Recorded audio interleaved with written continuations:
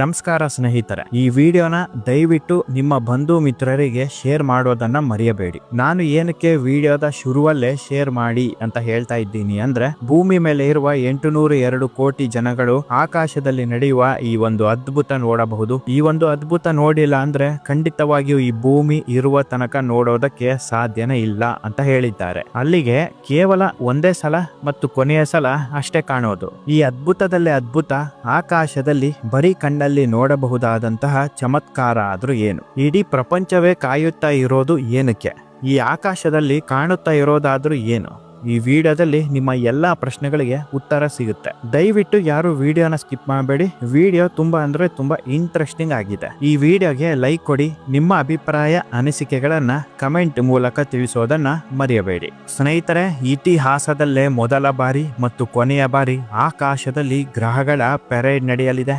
S, ಹೌದು ಸ್ನೇಹಿತರೆ, ಆಕಾಶದಲ್ಲಿ ಗ್ರಹಗಳ ಮೆರವಣಿಗೆ ಅಂತಾನು ಹೇಳಿದರೂ ತಪ್ಪಾಗಲ್ಲ. ಇದುವರೆಗೂ ಕಾಣದಂತಹ ಒಂದು ವಿದ್ಯಮಾನಕ್ಕೆ ಎಲ್ಲರೂ ಸಾಕ್ಷಿ ಆಗ್ತಾ ಇದ್ದೇವೆ ಸ್ನೇಹಿತರೆ. ಭೂಮಿಯನ್ನು ಸೇರಿ 8 ಗ್ರಹಗಳು ಚಂದ್ರನ ಜೊತೆ ಒಂದೇ ಸಾಲಲ್ಲಿ ಕಾಣಲಿದೆ ಸ್ನೇಹಿತರೆ. ಈ ಒಂದು ವಿಚಾರ ಕೇಳಿದ್ರೆ ಎಂತವರಿಗಾದ್ರೂ ಮೈ ರೋಮಾಂಚನ ಆಗುತ್ತೆ. ಒಂದೇ ಸಲ 8 ಗ್ರಹಗಳನ್ನು ನಾವು ಆಕಾಶದಲ್ಲಿ ನೋಡಬಹುದು. ಬುಧ ಗ್ರಹ, ಶುಕ್ರ ಗ್ರಹ, ಭೂಮಿ, ಮಂಗಳ ಗ್ರಹ, ಗುರು ಗ್ರಹ, ಶನಿ ಗ್ರಹ, ಯುರೇನಸ್ ಗ್ರಹ, ನೆಪ್ಚೂನ್ ಗ್ರಹ, ಈ ಎಲ್ಲ 8 ಗ್ರಹಗಳು ಆಕಾಶದಲ್ಲಿ ಕಾಣುತ್ತೆ. ಎಸ್, ಹೌದು ಸ್ನೇಹಿತರೆ, ಕಣ್ಣಾರೆ ನೋಡಬಹುದು. ಯಾವುದೇ ಸ್ಪೆಷಲ್ ಇಕ್ವಿಪ್ಮೆಂಟ್ಸ್ ಬೇಡ. ಎಲ್ಲಾ ಗ್ರಹಗಳನ್ನು ನೋಡೋದಕ್ಕೆ ಬೈನಾಕ್ಯುಲರ್ ಬೇಕು, ಟೆಲಿಸ್ಕೋಪ್ ಬೇಕು ಅನ್ನೋದು ಇಲ್ಲವೇ ಇಲ್ಲ. ಕಣ್ಣಾರೆ ಕೂಡ ಕಾಣುತ್ತೆ ಸ್ನೇಹಿತರೆ. ಮತ್ತೆ ಈ ಒಂದು ಮ್ಯಾಜಿಕ್ ನಡೆಯೋದು 352 ಬಿಲಿಯನ್ ವರ್ಷಗಳಾದ ಮೇಲೆ. 352 ವರ್ಷ ಅಲ್ಲ ಸ್ನೇಹಿತರೆ, 352 ಬಿಲಿಯನ್ ವರ್ಷಗಳು. 352 ಬಿಲಿಯನ್ ವರ್ಷಗಳಾದ ಮೇಲೆ ಭೂಮಿನೂ ಇಲ್ಲ.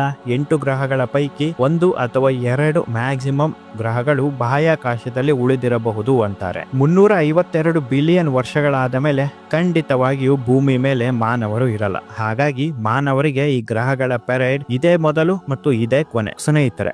ಇದೇ ತಿಂಗಳು ಜನವರಿ 21ರಿಂದ ಜನವರಿ 29ರವರೆಗೆ ಗ್ರಹಗಳ ಮೆರವಣಿಗೆ ಆಕಾಶದಲ್ಲಿ ನಡೆಯುತ್ತೆ. ಶುಕ್ರ, ಮಂಗಳ, ಗುರು, ಶನಿ, ಯುರೇನಸ್ ಮತ್ತು ನೆಪ್ಚೂನ್ ಏಕಕಾಲದಲ್ಲಿ ಭೂಮಿಯಿಂದ ಗೋಚರಿಸುತ್ತದೆ ಸ್ನೇಹಿತರೆ. ಬುಧ ಗ್ರಹ ಮಾತ್ರ ಬೇಗ ಗೋಚರ ಆಗಿ ಕಣ್ಮರೆ ಆಗುವ ಸಾಧ್ಯತೆ ಇದೆ ಅಂತ ಹೇಳಿದ್ದಾರೆ. ಹಾಗಾಗಿ ಬುಧ ಗ್ರಹ ಕಣ್ಣಲ್ಲಿ ನೋಡುವಾಗ ಕಣ್ಮರೆ ಆಯ್ತು ಅಂದ್ರೆ ಸ್ಪೆಷಲ್ ಇಕ್ವಿಪ್ಮೆಂಟ್ಸ್ ಬೇಕಾಗುತ್ತೆ. ಅಲ್ಟ್ರಾ ಝೂಮ್, ಬೈನಾಕ್ಯುಲರ್ ಅಥವಾ ಟೆಲಿಸ್ಕೋಪ್ ಬೇಕಾಗಬಹುದು.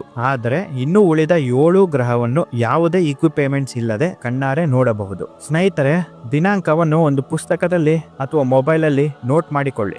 ಜನವರಿ 21ರಿಂದ ಜನವರಿ 29ನೇ ತಾರೀಕು ಸೂರ್ಯ ಮುಳುಗಿದ ಮೇಲೆ ಮತ್ತು ಸೂರ್ಯ ಹುಟ್ಟುವ ಮುಂಚೆ. ಮತ್ತೊಂದು ಖುಷಿ ಪಡುವಂತಹ ವಿಚಾರ ಏನಪ್ಪಾ ಅಂತಂದ್ರೆ, ಈ ಗ್ರಹಗಳ ನೋಡೋದಕ್ಕೆ ರಾತ್ರಿ ಎಲ್ಲ ಎದ್ದೇಳುವ ಅವಶ್ಯಕತೆನೇ ಇಲ್ಲ. 8 ಗಂಟೆಯಿಂದ 11 ಗಂಟೆಯ ಒಳಗಡೆನೆ ಎಲ್ಲಾ ಗ್ರಹಗಳು ಗೋಚರ ಆಗುತ್ತೆ ಅಂತಾನೆ ಹೇಳಿದ್ದಾರೆ. ಹಾಗಾಗಿ ಪ್ರತಿಯೊಬ್ಬರು ಕೂಡ ನೋಡೋದನ್ನ ಮರೆಯಲೇಬೇಡಿ. ಇಲ್ಲಿ ಮತ್ತೊಂದು ವಿಚಾರ ಏನಪ್ಪಾ ಅಂತಂದ್ರೆ, 21ರಿಂದ 25ರ ತನಕ ಒಂದು ಲೆಕ್ಕ ಆದ್ರೆ 25ರಿಂದ 29ರ ತನಕ ಗ್ರಹಗಳ ಮತ್ತೊಂದು ಲೆಕ್ಕ ಆರಂಭ ಆಗುತ್ತೆ ಸ್ನೇಹಿತರೆ. ಜನವರಿ 25ನೇ ತಾರೀಕಿನ ನಂತರ ಶುಕ್ರ, ಶನಿ ಮತ್ತು ಗುರು ಗ್ರಹಗಳು ಸೂರ್ಯಾಸ್ತದ ನಂತರ ನೇರವಾಗಿ ಕಣ್ಣಿಗೆ ಕಾಣಿಸುತ್ತದೆ. ಆದರೆ ಮಂಗಳ ಗ್ರಹವನ್ನು ಪ್ರಾತಃ ಕಾಲದ ಮುಂಜಾನೆ ಕಾಣಬಹುದು. ಆದರೆ ಯುರೇನಸ್ ಮತ್ತು ನೆಪ್ಚೂನ್ ಗ್ರಹಗಳನ್ನು ನೋಡೋದಕ್ಕೆ ಟೆಲಿಸ್ಕೋಪ್ ಕಡ್ಡಾಯವಾಗಿ ಬೇಕು. ಇದು ಯಾವಾಗ? 25ನೇ ತಾರೀಕಾದ ಮೇಲೆ. 21ರಿಂದ 25ನೇ ತಾರೀಕು ನಾನು ಈ ಮುಂಚೆ ಹೇಳಿದ ಹಾಗೆ ಯುರೇನಸ್ ಮತ್ತು ನೆಪ್ಚೂನ್ ಕೂಡ ಬರೀ ಕಣ್ಣಲ್ಲೇ ನೋಡಬಹುದು ಸ್ನೇಹಿತರೆ. ಜನವರಿ 21ರಿಂದ ಜನವರಿ 29ರ ತನಕ ಈ ಗ್ರಹಗಳ ಮೆರವಣಿಗೆ ಆಕಾಶದಲ್ಲಿ ನೋಡಬಹುದು.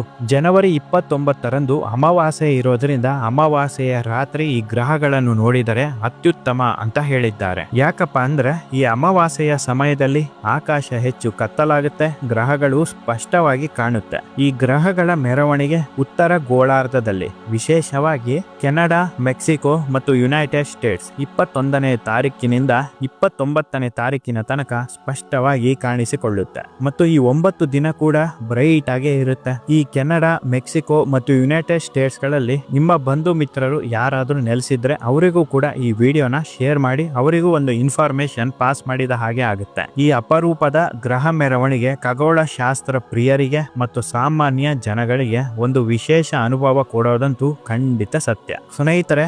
ಈ ಒಂದು ಅದ್ಭುತ ನೋಡೋದನ್ನ ದಯವಿಟ್ಟು ಮರೆಯಬೇಡಿ ಮತ್ತು ಕಳೆದುಕೊಳ್ಳಬೇಡಿ ಸ್ನೇಹಿತರೆ.